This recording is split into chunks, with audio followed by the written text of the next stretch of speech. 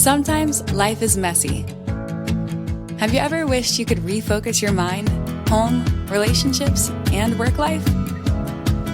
Join us as we use research-based information to make practical changes and simplify life. This is Life Simplified.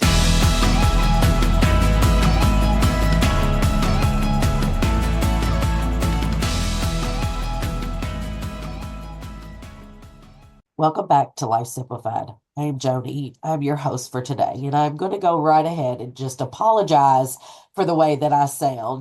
For some reason or another, I guess with the season, the temperatures changing and everything, I've decided to probably get a sinus infection. So I apologize. Today's topic we're going to talk about is barriers to fitness.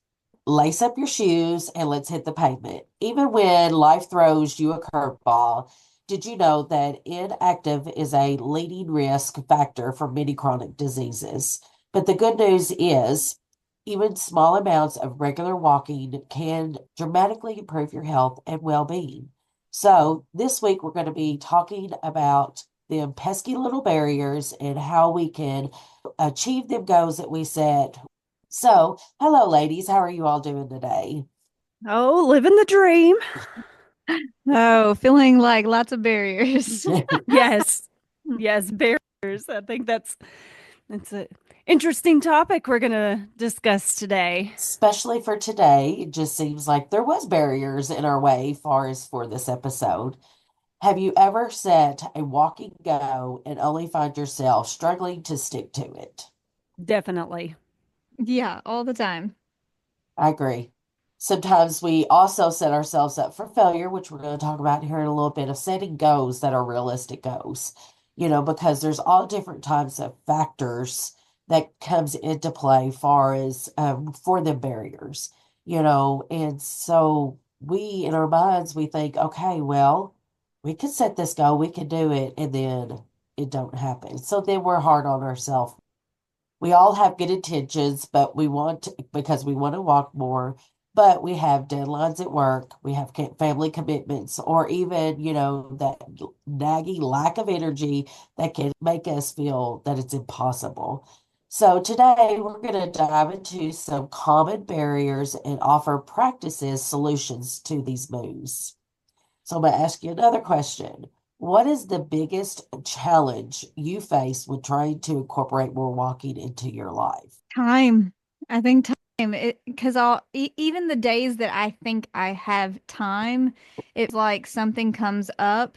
And especially if you're the person in your family that kind of does the things for all the people, it may not even be your own stuff that comes up. Like it'll be, oh no, we have this practice now, or it got moved to this time, or this game is now over here, and this kid needs to go there, and we have a test to study for. And it just seems like the best of intentions, there's always something that comes up. And I think being a mom, we tend to be like, well, I got to take care of the things for all the people, and we push our goal and ours to the background, and it doesn't become the priority. And then it's easy after that happens a few days in a row to just be like, well, messed up this week. Guess I'll throw in the towel and maybe we'll try again next week. I would agree with that. Time is a big factor, and most of the time I think that I would just be like, yeah, it's time. I don't have the time.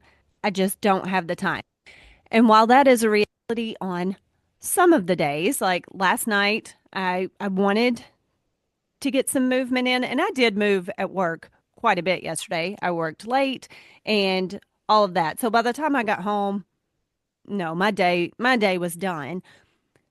But if I really stop and think, mine is probably more lack of energy, that by the time I do get home, I would really like to take a little break and sit down and not do things, maybe not think for a little bit before then all the other things that we have to do come up. So I think mine is really more of a lack of energy and even maybe motivation in there too. Yeah, I think I encountered the lack of energy last night because it was a rare night that I was home and I went home and I made dinner and we ate. And in my mind, I was going to knock out my workout. And then I sat for half a second and I just didn't have the energy to get back up and do that. And in my head, I was like, okay, well, I'm really tired. I just need to rest. But I know if I had have gotten up and done my workout, I would have felt better. Like I did legitimately need rest, but I think I could have found rest after the workout and my body would have felt a whole lot better if I'd had some more physical activity. But we're exhausted. We're just tired. Mm-hmm. 100%. There's all different types of barriers, and you guys named some of the ones that are really ranked highest in anything, of lack of time, busy. The personal barriers that we put on ourselves, is hard. And Tiffany, you don't feel bad or guilty that you didn't do your workout last night because it's okay. But I also understand, when you got to listen to your body too when you're tired. So. Some of the common culprits of personal barriers may be lack of time. Life is busy. We get it, and we all get it, because everybody has something going on in their lives. But if we can squeeze in 10 to 15 minutes of walking a day can make a difference. And you said it a while ago, as far as in your mind, you was just tired. And so we put that in our minds, oh, let's just not do it today. And so we set ourselves up for that barrier because we've got it in our mind that, oh, I'm not going to do it. But it's okay if you don't do it too. I don't want you to feel bad or anybody to feel bad if they don't do, that exercise that they have in there. Another thing is, have you ever considered multitasking while walking or listening to a podcast or an audiobook? Anybody that has been listening to us for a while, you all know that I am a big audiobook person. I love to listen to books. And I've really become doing that the last 3 years. So when I'm washing dishes, I'm cleaning the house, I'm listening to the audiobooks or even a podcast. Life Simplified, you can catch up on all of our episodes that you have not listened to before. Another common barrier is lack of energy or motivation. Tiffany, you just said it a few minutes ago. The key here is to start small and build a little bit each day or each week. Don't think that you could go out and walk 2 miles if you haven't walked in a long time. You're number one, you're going to maybe hurt yourself or you're going to set yourself up for failure if you only make it a half a mile. So just start small. If you're wanting to set this goal for you, just know, don't beat yourself up if you cannot do the 2 miles in the very first time of getting back to walking. A 10-minute walk is better than no walk at all. I think that that has been something that I have really had to wrap my head around as far as physical activity goes.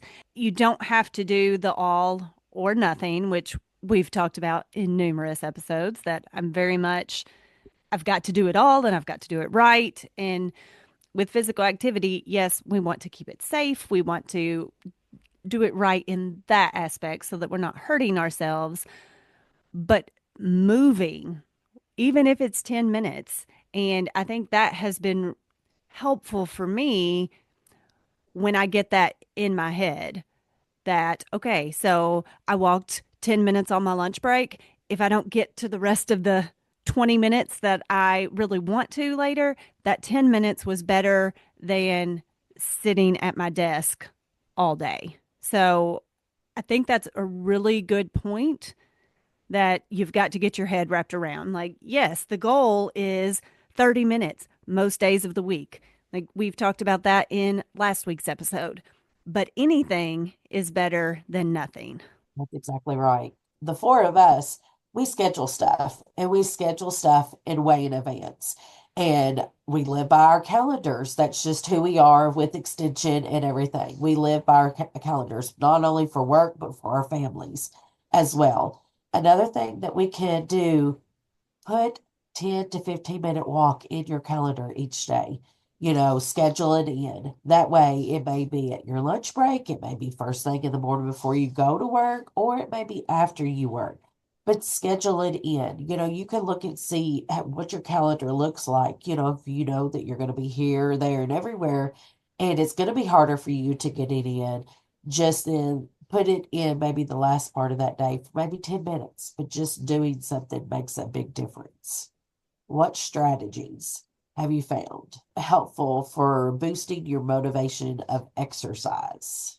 I think once you just start seeing results, and I don't mean results as in on a scale or even measurements, but just the way you feel. Like I know for me, if I start feeling better, that's encouraging. Like, okay, my body is less sore, my body's less tired, I'm feeling better overall. That is motivating to me, but you have to get far enough in to feel that. And I don't think it has to take a really long time. I really think just a couple weeks in, you can feel, okay, I'm starting to have a little more energy. I'm starting to feel a little bit better.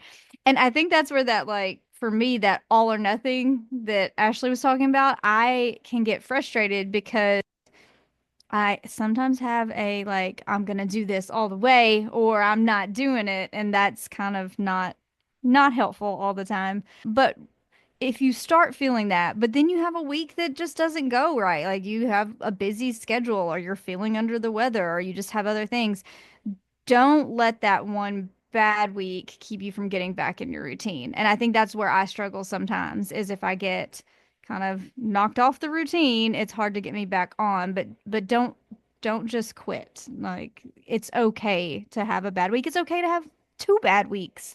You can always choose to get back into the routine because the results will help motivate. Mine has really been taking those small chunks of time rather than thinking, well, I've got to do it all right now. And that has really been helpful for me because I can do my 10 minutes at lunch and then when I'm at home, I only have 10 or 15 minutes to do rather than thinking, oh, I've got an hour and where am I going to find this hour and still get to have some time to sit and relax because I still feel like I need that time, even though I want to move my body more. I also know that for my mental health, I need to sit and relax for a minute, but I can't do that first. I can't. Once I sit, it's much harder for me to get back up. So another thing that may be a barrier in our life is the environmental barrier. Weather could be a big one. We've had some weather that has been, now it's starting to springy type weather. Now it's gone back to wintry type weather, so weather plays a very key role in there. If it's cold outside, we layer our clothes, to stay comfortable but we're able to get out into the colder temperatures to walk. In warmer weather, wear something that is light, colorful clothes. Number one, it's going to boost, far as your happiness. If you're wearing brighter clothes and the weather's pretty outside, you're going to feel better. What all do you all, if you're walking outside, do you have a certain type of weather? And honestly, I think last week Tiffany had made a comment about if you got a cute little workout clothes, it makes you feel a little bit better. Yeah, you have to have the gear, right? That's right. Yeah. That's a good question. And actually, when you said that, I was thinking like some of my favorite hikes, like tough hikes, have been in the winter, like in colder weather. And you start out like there's snow on the ground and you're thinking, what on earth? But as you move your body, you really warm up. So I think it's important to layer, but also to know like as you move, you're not gonna need like a huge parka. You just need some good base layers that you can kind of put on top of that. But it feels really good to be able to get outside in cold weather. And of course, in warm weather, it may be even more dangerous if it's really hot, but that's when first thing in the morning is a really good time. If you like to get up in the morning, that's the best time to get out before the heat of the day.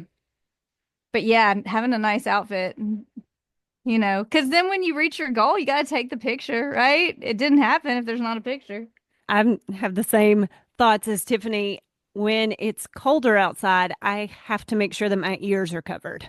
Yeah. I layer, but I don't get as cold in my body, but my ears stay cold. So I have to cover those. And sometimes I have to cover those. I mean, I don't cover them during the summer, but even if it's not super cold outside, but if that wind is whipping, then I just I put my headphones in and then I put my little ear cover so that I can, because if the wind's in there, my ears are going to hurt and I'm going to be done. Yeah, I feel that, except for me, it's more I need like a toboggan or like a hat, I don't know, because I'm prone to headaches and cold weather makes my head hurt. But if I have a hat on that covers especially my forehead, then I seem to be fine. So you're right. You need to know like if you're one who like you're miserable if your feet and hands are cold, make sure you have good gloves and good socks. I think definitely being prepared if your body is more comfortable, then you're going to probably be more likely to push through and be active and be able to enjoy it.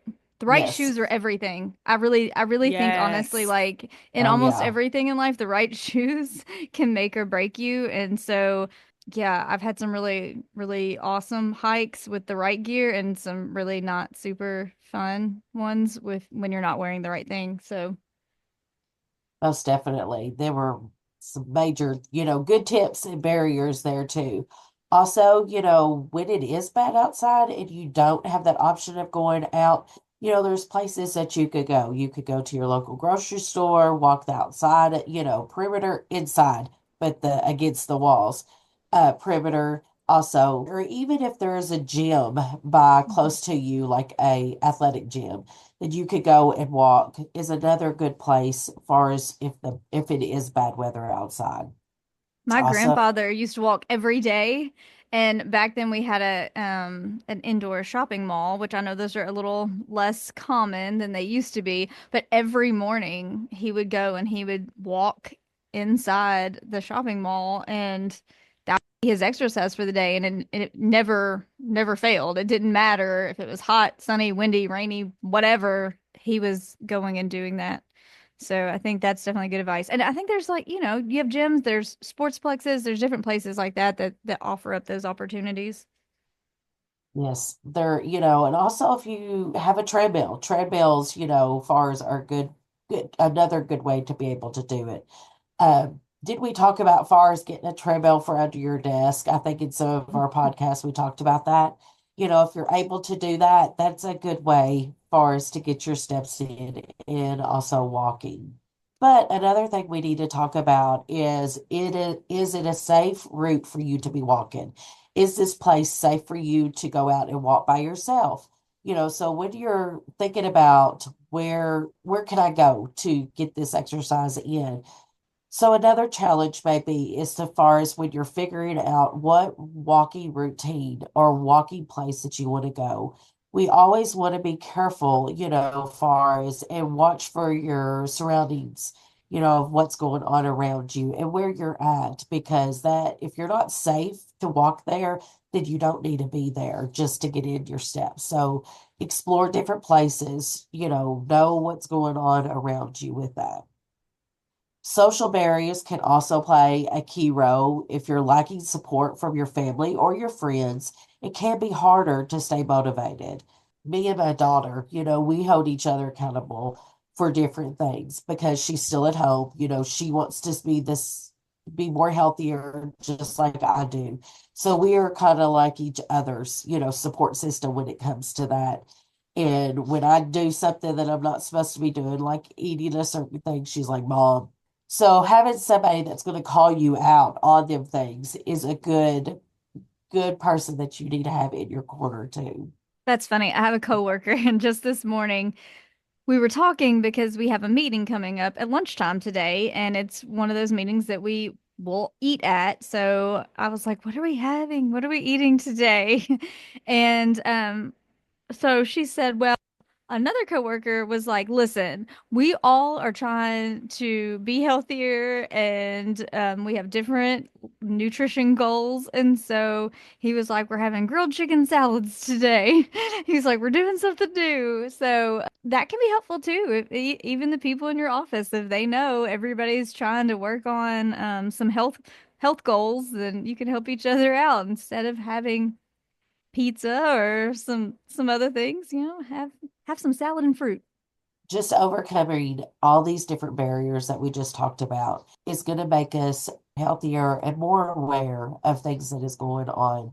And just because we're not able to meet the goals that we need for that day doesn't mean that we need to stop working towards the goals. Either it's your lack of time that's in your life or the social influence, the lack of energy, lack of motivation, fears of, injury or weather conditions, or even traveling.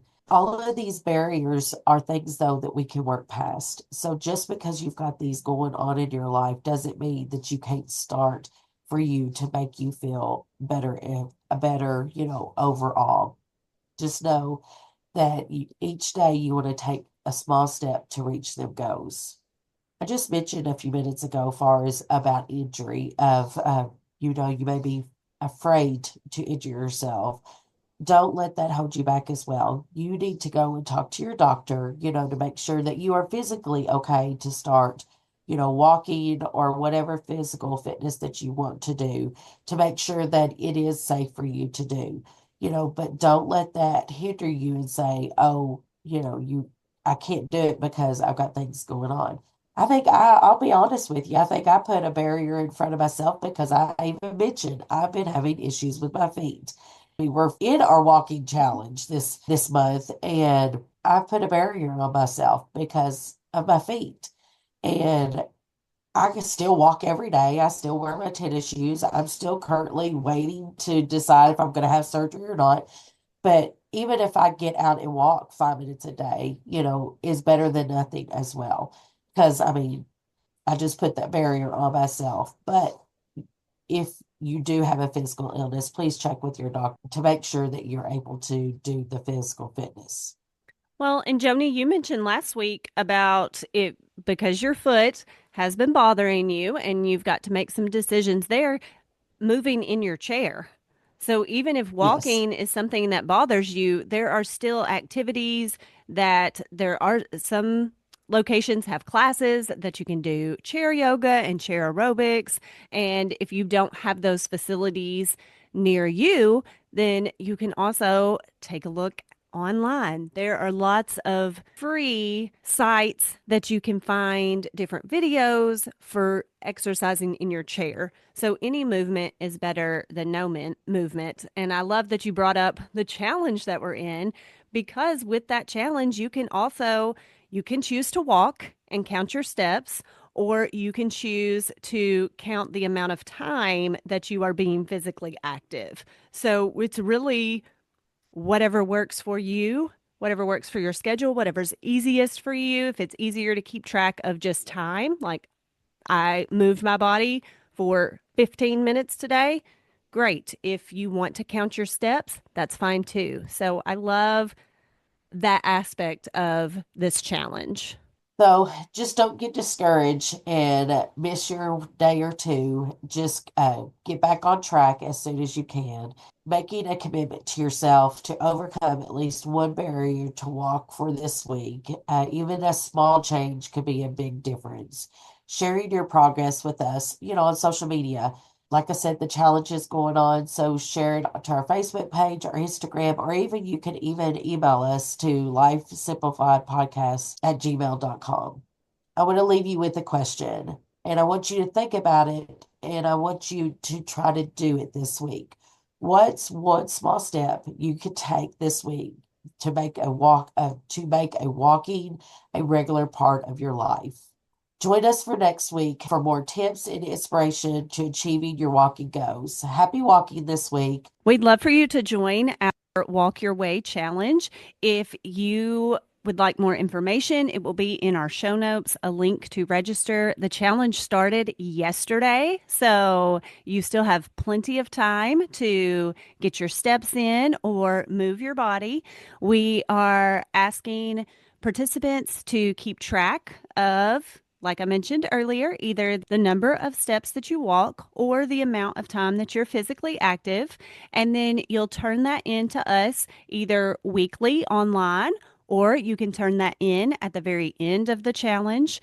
It will last through May 25th. So if you're not listening as soon as this episode releases, as long as you're before May 25th, you have time to get registered. So feel free to check that out in our show notes. If you have any questions, reach out to us on our email or social media, or contact us at our offices, and we'll be glad to assist you. If you have any questions or topics you would like for us to cover, please contact us at lifesimplifiedpodcast@gmail.com. Thanks for listening. This is Life Simplified. Thanks for listening to Life Simplified. We are family and consumer sciences agents with the University of Kentucky Cooperative Extension Service. Contact us at lifesimplifiedpodcast@gmail.com.